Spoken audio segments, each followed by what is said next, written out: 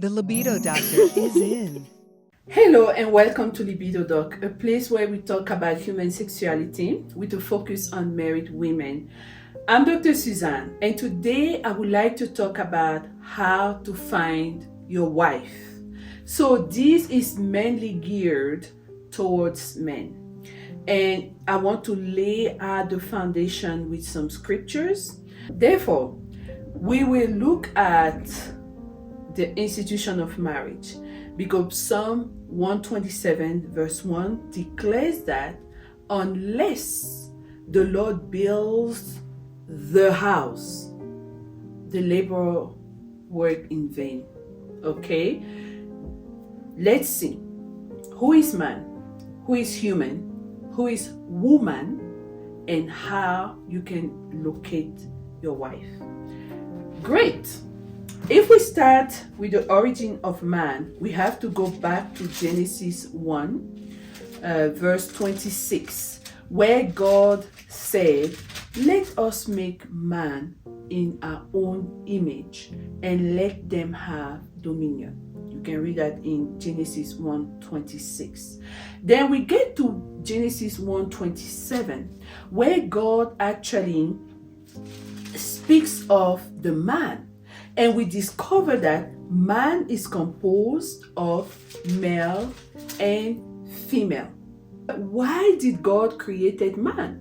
God created man because he had this wonderful, beautiful garden, but he could not continue to bring forth things in the garden because there wasn't a man to till the ground. Meaning that every man that comes on earth is coming for a specific assignment that God wants him to do at a certain time. And remember, man is male and female. Therefore, when God created Adam, which was the male version of man, he created him to have him on the place of assignment. And then later, he created the woman to be the help. Let's see how that happened. In Genesis 2:18, when God says, "It's not good for a man to be alone. Let's make him and help meet to for him," not to, every word really counts. I will make him and help meet for him. If you break it down, it actually means that the help that is coming, which is going to be the female part of man, is tailored, is made to fit the male.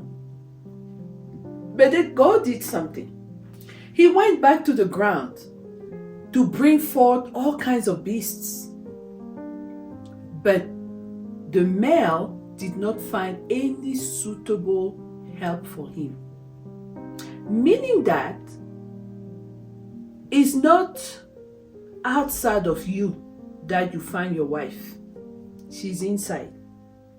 And because she's inside, God had to cause a deep sleep. That was anesthesia, okay, on Adam.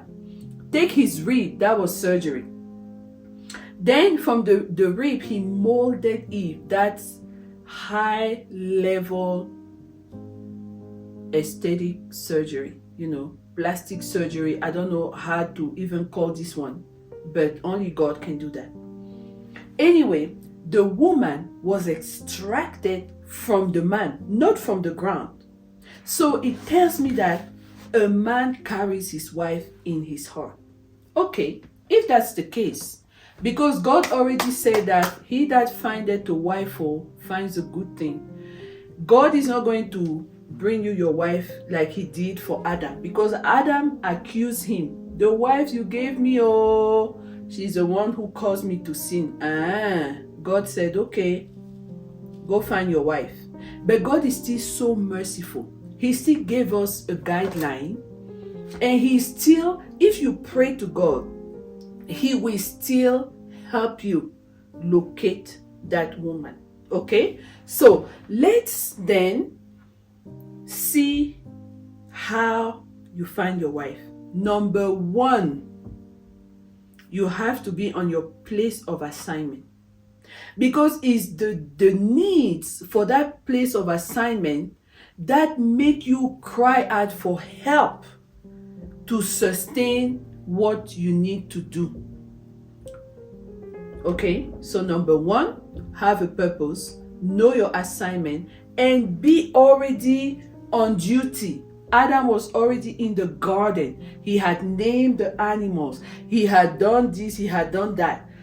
You have to know where you stand. That's how you recognize who is even supposed to come help you. So number one, you have your purpose and your assignment in check.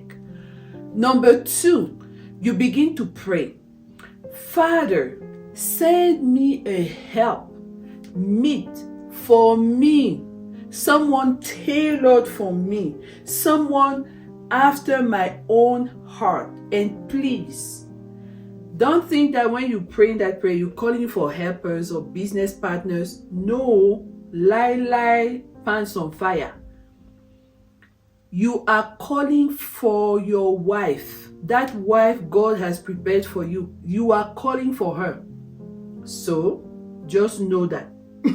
Don't be surprised when she floats in your environment and you begin to ask yourself, who is this lady? What does she want? She doesn't want anything. You called her.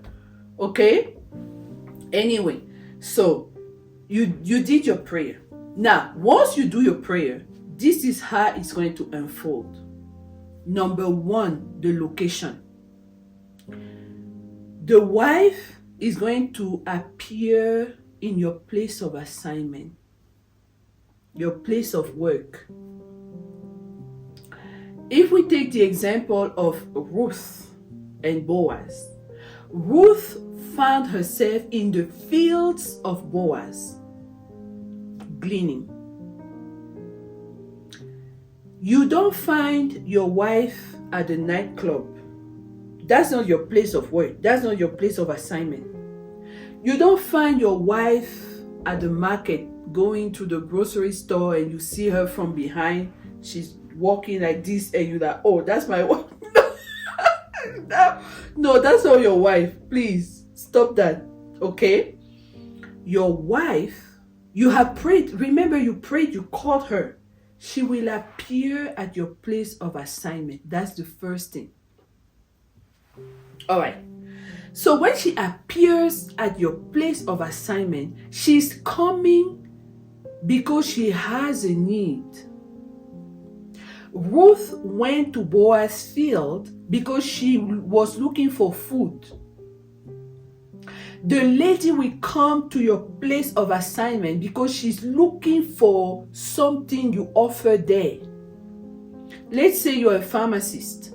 She will walk into your pharmacy looking for something to make her skin or something, and you will help her. So this is the thing. When she gets there, she's not dressed to impress because she doesn't even know she will see you there. She is not trying to seduce you because she doesn't even know you exist like that. You know, maybe she heard about you depending on the context, but no, she's not trying to catch your attention. She's just coming to get a need fulfilled. Okay, that's very important, because if you are even at your place of assignment and a lady comes in dressed to kill, slay queen, winking at you like that from afar, looking at you intently, trying to no, she's not your wife. She came with a purpose. She came targeting you. She's not your wife. Usually, the very first meeting, pay attention to the countenance. You pay attention to the way she's dressed, and you pay attention to her eyes. The eyes are the windows of the soul. It's going to be an inquiry. It's going to be curiosity. It's going to be, I need to learn more about this. But it's never with an idea of seducing you. Never. That's important. That's important to note. Now, after that first meeting, if she likes you and she feels that you like her, then she will begin to dress to impress. She'll begin to make her makeup a little bit, better, or take care of herself in such a way that she attracts your attention. But it's never at the first meeting. So, when you look at her physique will please you, because in your heart is written somewhere there, I like this type of women. She will have that type, the type you like, okay? And then her mannerism, maybe the way she walks or the way she is handling things, will also catch your attention, but it will be something that attracts you. She's not going to be repulsive. Then you pay attention to the audition. When she opens her mouth to speak, the melody of her voice is going to be pleasing to your ears. You will just like it. She's not going to have a voice that irritates you, like, oh my God, who is this person? What is she saying? I can't even understand her. No, you like the melody of the tone of her voice. You like the words she's saying. And then something in the way she talks convey respect. And that attracts you even more. Because men, after the visual, respect is extremely important to them. Once you've noticed that, then your heart opens up a little bit. You kind of like her and you feel that, oh, I can spend more time with her. And you go the extra mile to help her get what she's looking for, or you answer her questions, you solve her problem, and all that. But it doesn't stop there. The protector instinct rises up inside of you. You want to protect her. We see that with Boaz when he told Ruth, okay, from now on, only glean on my field. Don't go anywhere else. But he also tells his workers to be careful with her and leave her some behind, so she doesn't work too much or too hard. So you begin to pay attention to make sure that she's protected. She's under your cover. You cover her. You cover her. That's what I can say, right? Okay. And then when you feel that you like her, you will want to evaluate her and see if it's the type of woman you can handle. Handle how? Financially, emotionally, because those are extremely important for women. Let's say you look at her and you see that, even though you like her little walk, her little catwalk, you don't like the fact that she's wearing too much Chanel, she's very manicured, she's this, you're like, why is she wearing all that? Can she be just simple? She's not your wife. Let her go.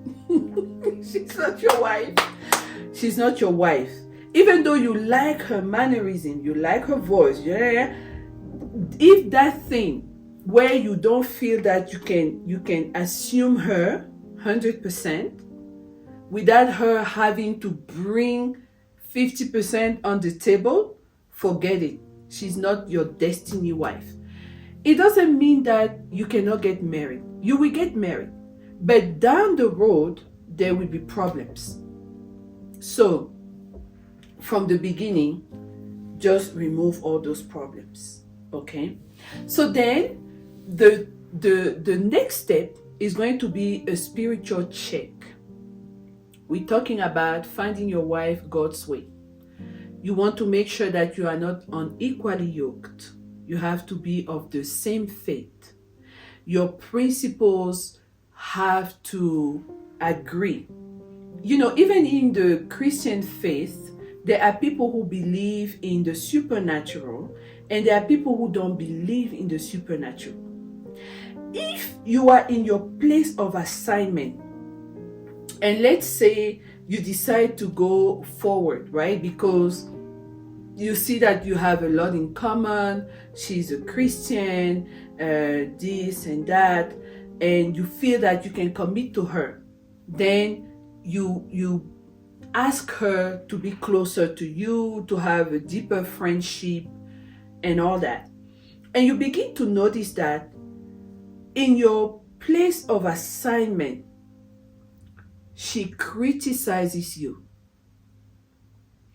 Even if everything else was fitting well, she might not be the wife of your destiny. You have to understand that you can marry anyone you want. You can have 20% compatibility, 50%, 70%, 80%, 90%, but you want to get to the 99.9% compatibility, because that's where you will really truly have fulfillment on all sides, on your assignment, on you know what you do with her, what you do together, how you fit and all that. Criticism is very dangerous, and it's one of the things that causes the most separation, and people don't know that.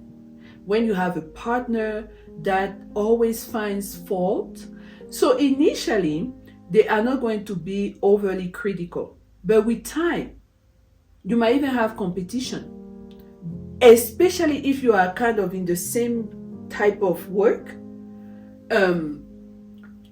That will happen. Pay attention, be careful. You have to look at all those points. If something doesn't add up, let go and trust God. Let go, continue to pray. Now, once you have gotten to this position where your heart is at peace, you feel that you can commit to her, you want to protect her, you can provide for her financially, then you begin to investigate. Who is this person? What is her background? What are her principles? This and that. What you just begin to get to know the person a little bit more. But even during that period of time, something could still go wrong. And if it doesn't fit, just let it go. Because once you get married, you begin to have children, it's harder to, get detached or rectify the trajectory. Okay? So, this is what I had to say. Number one, location. It's not you, the man, going to look for the woman over there. You don't go look for her at the nightclub. You're not looking for her at the market. You're not even looking for her at her workplace, because it means you are targeting her. It's not spontaneous. All right? And then you have to pay attention to that first meeting. You looking for a wife who is not targeting you for any reason. She's just going to come innocently in your environment. She is the one coming in your environment.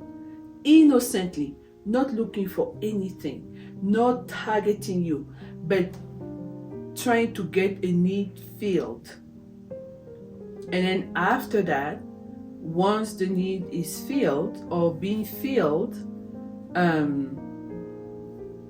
the attraction begins. The other thing you have to pay attention to is sexual attraction. You can't really marry someone you're not sexually attracted to. What are you guys going to do when it's time to, what? It's important. It's super important. That's why sometimes you see these couples who do not, they just don't, no. Everything is important. And when God gives you someone, it's going to be the most beautiful, the most perfect, the most, compatible person you can find. And that person exists. Be patient. Be in your purpose. Be in prayer. Open your eyes. Walk in discernment. Walk in wisdom, knowledge and understanding. Take notes. Pay attention. Read your Bible. Go read the book of Ruth. Read the creation of Adam and Eve. Just pay attention to the little things and allow God to speak to you. Don't rush him. God doesn't like to be rushed. Let him take his time. Okay? You're not going to be late. God's time is always the best. No matter your age, you're going to be on time. All right? So this was Dr. Suzanne. Thank you so much for watching. And I'll see you next time. Bye.